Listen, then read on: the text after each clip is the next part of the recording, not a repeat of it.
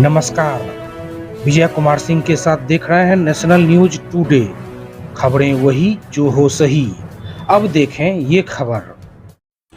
वामपंथी आंदोलन की गौरवशाली विरासत को आगे बढ़ाते हुए आज कम्युनिस्ट आंदोलन के 100 साल होने के उपलक्ष्य में उपलब्धि, सीख और चुनौतियां विषय पर नागरिक परिचर्चा का आयोजन पन्हास गार्डन बेगूसराय में किया गया।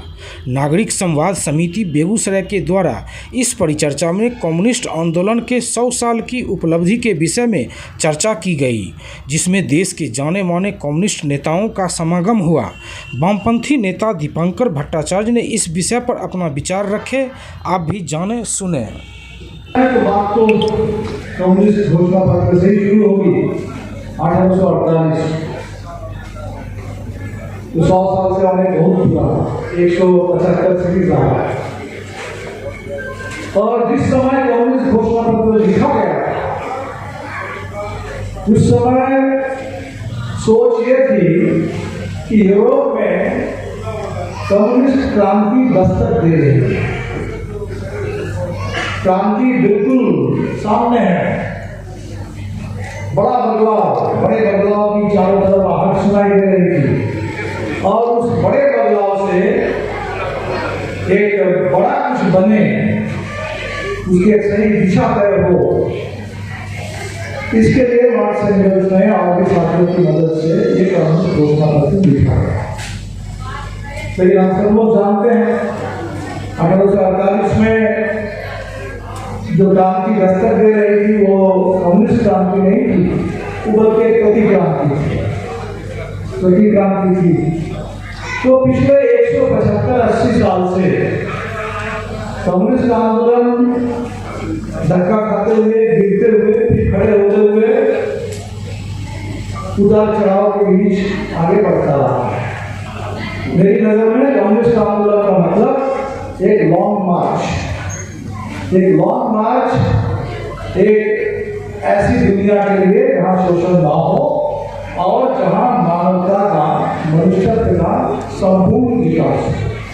इसके लिए एक लॉन्ग मार्च जो 1848 से शुरू हुआ चल रहा है।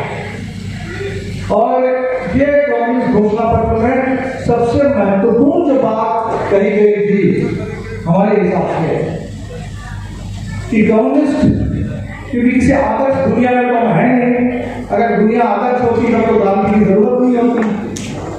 इसीलिए हम दुनिया से शिकायत नहीं करेंगे कि समाज ऐसा है, वैसा है, जमीन ऐसी है, वैसी है, लोग ऐसे हैं, वैसे हैं। ये शिकायत करना कम्युनिस्टों का काम नहीं है। जैसा आपको मिले, जहां आप पैदा हुए हैं, जैसा समाज आपको मिला, जैसा माहौल आपको मिला, उसमें आगे बढ़िए। उसमें आगे बढ़ने के लिए आपको क्या करना है कि कम्युनिस्ट घोषणा पत्र कहता है कि जो भी फौरी मांगे हैं, फौरी मुद्दे हैं, उन तमाम आंदोलनों में रहिए, तमाम आंदोलन को सफल बनाइए। लेकिन हर एक जो फौरी आंदोलन है, तात्कालिक आंदोलन है, उस आंदोलन में आपको भविष्य का प्रतिनिधित्व करना है और एक तरह से भविष्य का टेक केयर, उसकी परवरिश करनी है। तो वर्तमान जैसा जहां मिलेगा, जिस दुनिया में, जिस देश में जहां जैसा वर्तमान था, जहां जैसा था, वैसे कम्युनिस्ट आंदोलन आगे बढ़ा। जहां गुलामी थी वहां गुलामी के खिलाफ आजादी के लिए लड़ते हुए कम्युनिस्ट आंदोलन आगे बढ़ा। जहां तानाशाही थी वहां लोकशाही के लिए लड़ते हुए कम्युनिस्ट आंदोलन आगे बढ़ा। जहां तमाम किसी की सामाजिक रूढ़ियां थी, उन सामाजिक रूढ़ियों को तोड़ते हुए, जंजीरों को तोड़ते हुए कम्युनिस्ट आंदोलन आगे बढ़ा। तो यही हमारे सामने कम्युनिस्ट आंदोलन का एक लाइन में लिखा है। बाकी आज ये क्रांति सफल हुई, कल वो क्रांति फिर क्लच कर गई। आज ये देश है, कल वो देश नहीं है, वो होता रहेगा, ये होता रहेगा। और ये तो सोवियत की जो क्रांति थी वो तो गजब की क्रांति है। उसने एक बिल्कुल नया देश का निर्माण किया।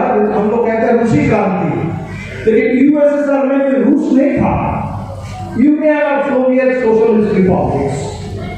बिल्कुल एक नए देश का निर्माण, एक नई सोच कम्युनिस्टों ने प्रयोग किया है। भारत में हम 100 साल की बात कर रहे हैं हमारे सीपीएम के साथी शायद 105 साल की बात करते हैं, वो 1920 से मानते हैं। हम लोग भी सीपीआई के साथी भी 1925 से मानते हैं, क्योंकि देश के अंदर सबसे संगठित शुरुआत हुई। खैर कोई बात नहीं है, 1920 के लिए 25 के लिए दे करके 100 साल से थोड़ा ज्यादा ये लंबा हमारा इतिहास है।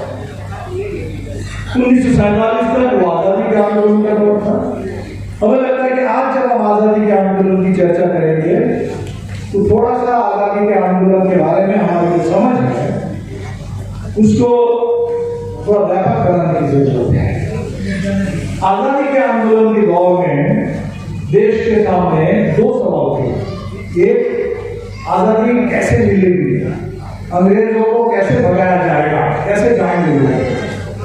तो आजादी लाने के लिए कोशिश, इसको लेकर के बहुत सारी बहस है। तो तरीका क्या हो, कैसी लड़ाई हो, बहुत सारे विभाजन इसको लेकर है।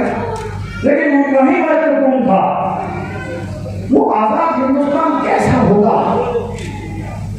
वो आजाद देश हम जिसकी कल्पना कर रहे हैं, अभी आजादी की बात कर रहे हैं, तो आजादी के बाद कैसा समाज होगा, कैसा देश होगा। तो कम्युनिस्टों ने दोनों तरह पर काम किया।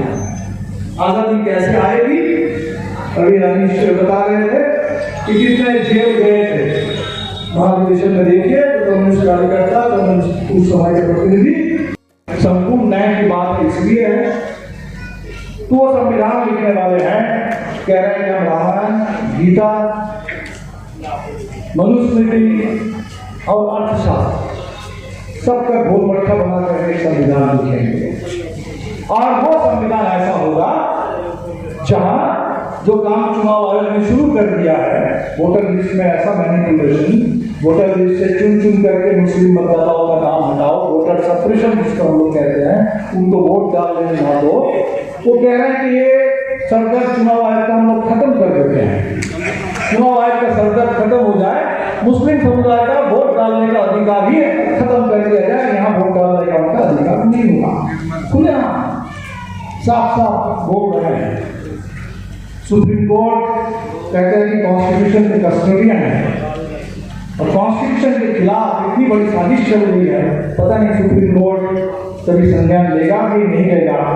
और ये सब जो बातें लोग कर रहे हैं, इनके लिए देश में कोई कानून है भी नहीं इनको रोकने के लिए, लेकिन वो अलग बात। तो ये जो आज के दौर है, इस दौर में हमारे सामने जो चुनौती है वो हम पुराने इतिहास के आधार पर तय नहीं कर पाएंगे। बिल्कुल नया दौर, बिल्कुल बहुत बहुत बड़ा खतरा। संविधान के हम 75 साल मना रहे हैं और तब जाकर के उस ऐसे मौके पर संसद में खड़े होकर के देश के गृह मंत्री बाबा साहब के बारे में अपना जन्म टिप्पणी करते हैं। क्या आप समझ रहे हैं कि ये कोई वैसे ही बात कह दी गई, ऐसे जीवन गुजर गई? नहीं, वो जमीन पर है। हम लोगों ने कार्यक्रम लिया था कि 26 नवंबर जिस दिन संविधान पारित हुआ उसके 75 साल पूरे हुए इस साल 2024 में 26 नवंबर से 26 जनवरी, ये 2 महीना गणतंत्र की स्थापना और संविधान पारित होना, 75 साल। इसको ठीक से हम लोग ऑब्जर्व करें। और इसको ऑब्जर्व करने का सबसे बढ़िया तरीका है कि आज संविधान का वो पहला पन्ना, वो प्रियम्बल, एक तरह से आज के दौर के लोकतांत्रिक आंदोलनों का मैनिफेस्टो बना हुआ है। इसको गाँव ले चलो, गरीबों के पास ले चलो, उसको ले चलो। मैं आपको बताऊं, फुलवारी शरीफ से हमारे पास